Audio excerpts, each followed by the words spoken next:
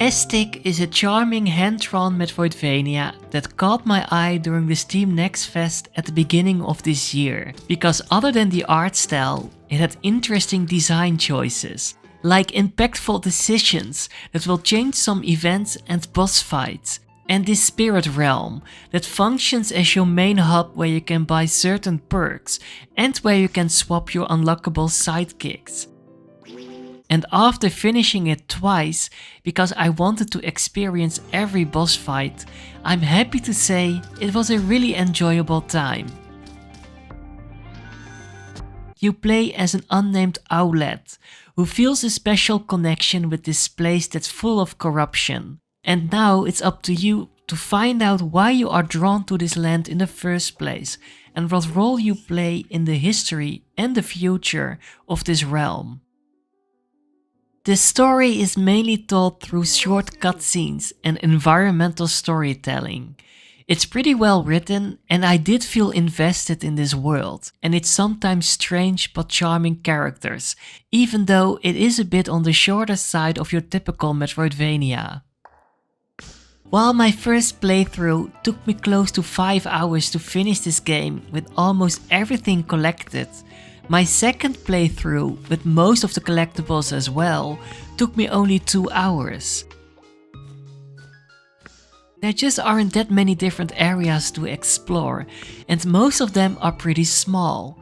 But all of them do have some unique interesting gimmicks and sometimes pretty challenging platform sections. So while I would have appreciated a few more areas, I'm also pretty satisfied with what I got. The combat is pretty straightforward, and the same goes for the abilities you will unlock along the way. But the solid overall game and level design made sure the gameplay didn't become boring or repetitive.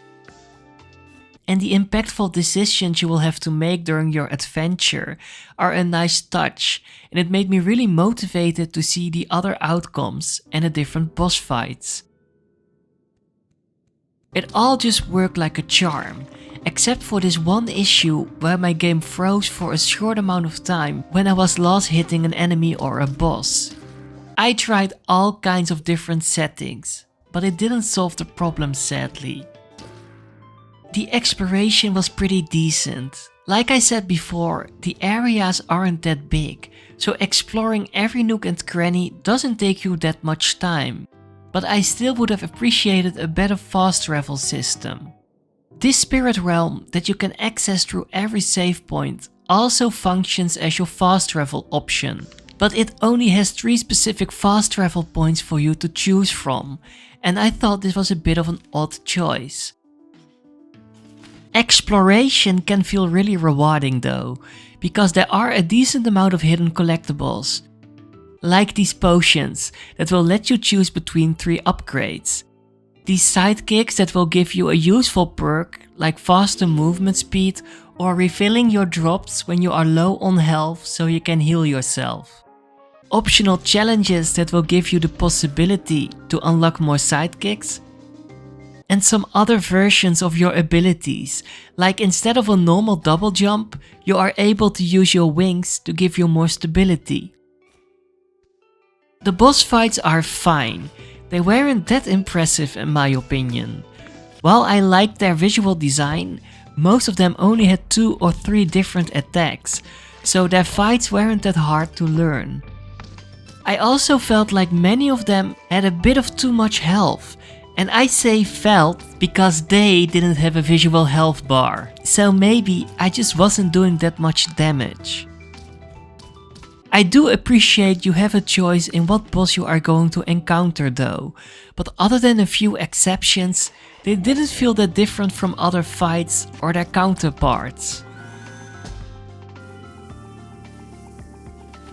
You also have some multiple endings, and one of them requires from you to overcome a really challenging platform section to unlock it.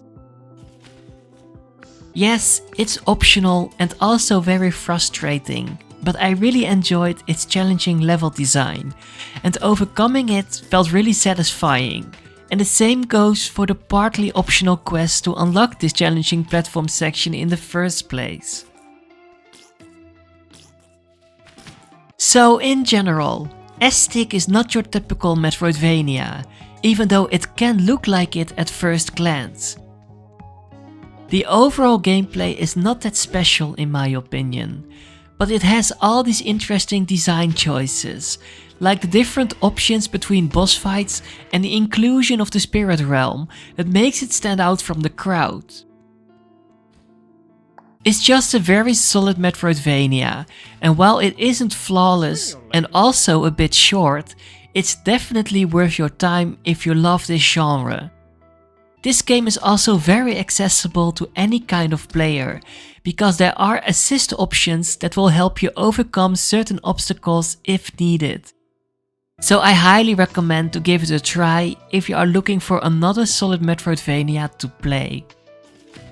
So be ready to explore the realm of Aestik and make impactful decisions that will change the outcome of certain events, and find out if you are the hero or the villain of this story.